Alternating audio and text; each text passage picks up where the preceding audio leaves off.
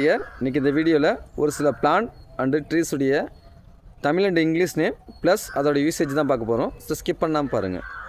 இந்த செடியோட பேர் என்னங்க சார்? இந்த செடியோட பேர் தான் ஹோலி பசில் பிளான்ட் அப்படின்னு சொல்லுவாங்க. அதாவது தமிழில் துளசி அப்படின்னு சொல்லுவாங்க. ஸோ இதை எதுக்கு நம்ம யூஸ் பண்ணுறோம் அப்படின்னு சொல்லி பார்த்தோம் அப்படின்னா, சளி வந்துச்சு அப்படின்னா அந்த சளியை முறிக்கிறதுக்கு ப்ளஸ் நோய் எதிர்ப்பு சக்தியை இன்க்ரீஸ் பண்ணுறதுக்காக இந்த செடியை மக்கள் யூஸ் பண்ணுறாங்க. நெக்ஸ்ட் இந்த செடி பேர் என்னங்க சார்?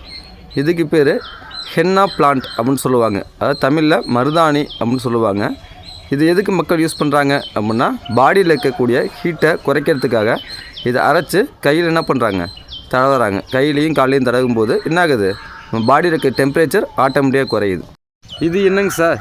இந்த செடியோட பேர் என்ன? இது பேர் டர்க்கி பெரி பிளான்ட் அப்படின்னு சொல்லுவாங்க. அதாவது சுண்டைக்காய் செடி அப்படின்னு தமிழில் சொல்லுவோம். சரிங்க சார். இதோட யூசேஜ் என்னங்க சார் நமக்கு?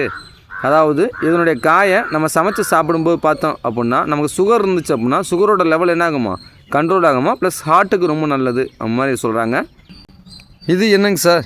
இது பார்த்திங்கன்னா பப்பாயா பிளான்ட் அப்படின்னு சொல்லுவோம். ஆனால் இது பப்பாயா பிளான்ட்டு கிடையாது, இது பப்பாயா ட்ரீ அப்படின்னு தான் நம்ம சொல்லணும். ஸோ ஓகே, இதோட யூசேஜ் என்னங்க சார்?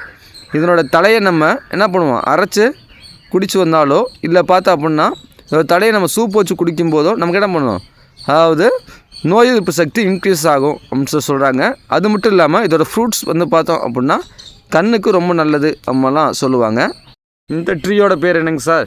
இதாவது பார்த்திங்கன்னா இதை கரி லீவ்ஸ் ட்ரீ அப்படின்னு சொல்லுவாங்க. அதாவது தமிழில் சொல்லணும் அப்படின்னா கருவேப்பிள்ளை மரம் அப்படின்னு சொல்லுவோம்.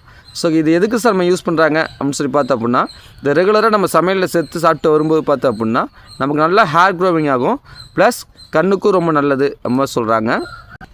ஃபைனலாக நம்ம பார்க்கக்கூடியது இந்த செடி. இந்த செடி நீங்கள் பார்த்துருக்கீங்களாங்க சார்?